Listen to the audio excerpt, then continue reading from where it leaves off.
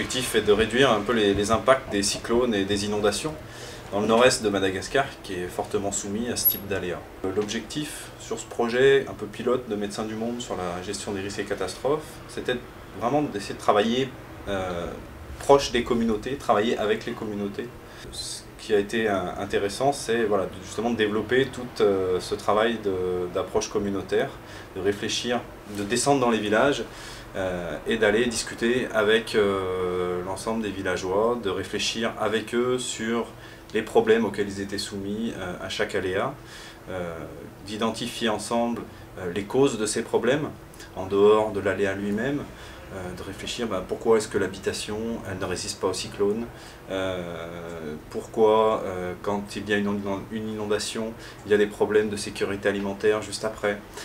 De réfléchir un peu à toutes ces causes pour que la population elle-même puisse définir ensuite des solutions à apporter. D'un côté, les solutions qui peuvent être réalisées par la communauté elle-même,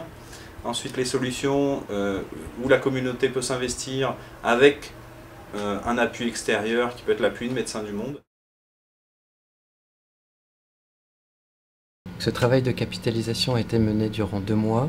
dont 1 mois sur le terrain, afin de documenter tout le processus du programme et permettre de le diffuser par la suite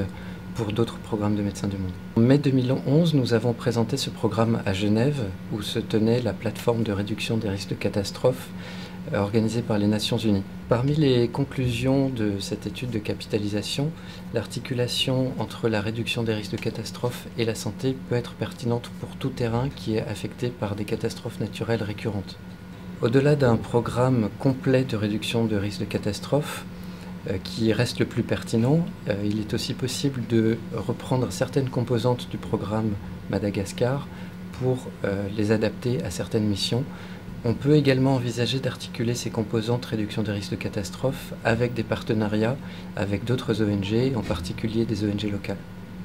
Il s'avère que les approches existantes, par exemple menées par l'Organisation mondiale de la santé, sont plus institutionnelles ou concernent les infrastructures, par exemple la notion de hôpitaux plus sûrs, safe hospitals,